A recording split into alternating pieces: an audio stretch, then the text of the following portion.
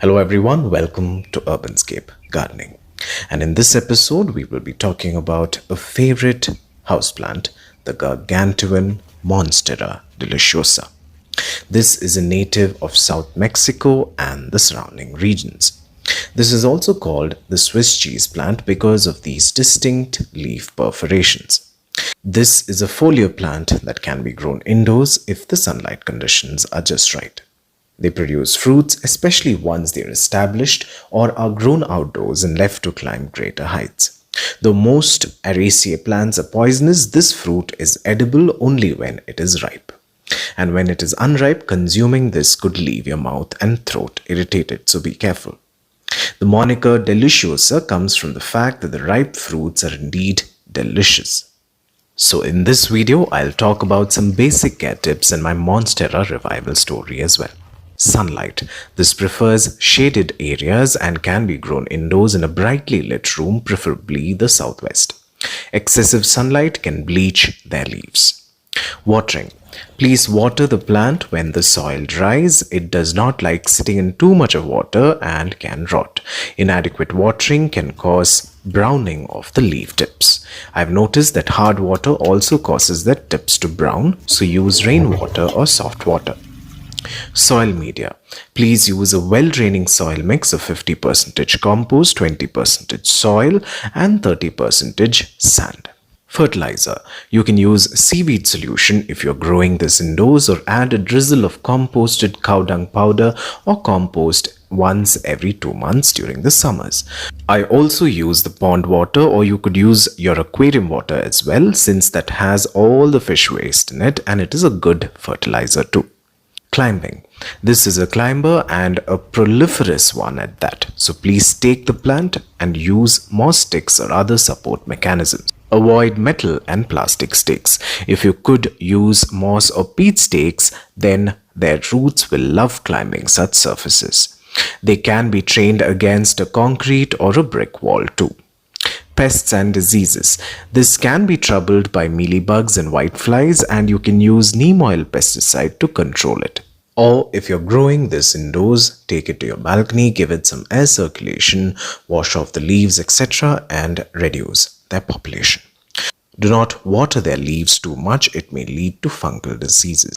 Propagation. This can be easily grown from cuttings. For sure, I am not going to take cuttings from this specimen since I've painstakingly grown this tall. So you can take a cutting with a minimum of 2 leaves if small and 1 leaf if it is big. Just cut below this node and you can easily propagate them in either water or a well-draining potting mix. Keep it under an east sun exposure and water carefully, and let the soil somewhat dry in between watering, and it will root in a matter of weeks. Repotting.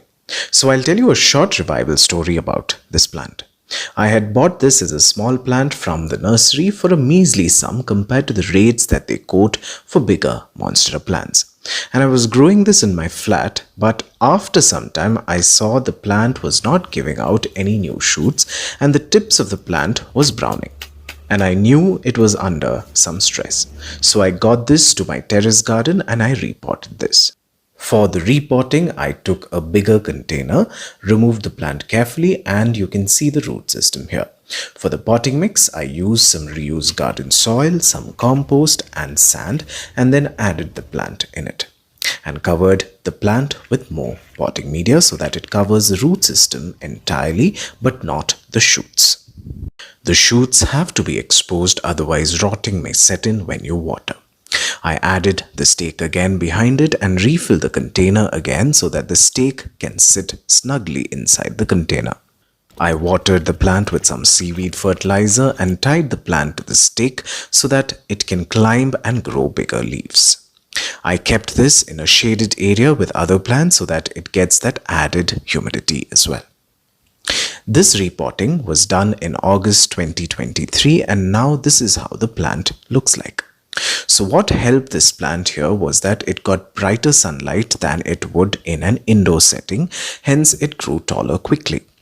The water here is more soft, hence no leaf burn or stress. So now I can slowly shift this to the apartment again and see if it thrives there. The taller the moss pole, the bigger this plant will grow. Due to the weight of the leaves, the knot got untied, and I will wrap this up again against the pole. I'm only making this plant battle ready. Also, the best part is that I got this as a small plant for just 500 rupees, because you know how expensive monsteras are in the market. After bringing it to my terrace, it has gained heft in both height and price. This can easily fetch around 1500 to 2000 Indian rupees in the market now. So while shopping, be wise, go small to eventually grow big. And with this, we have come to the end of yet another episode of Urbanscape Gardening, and I really hope you've learned a thing or two about this wonderful plant.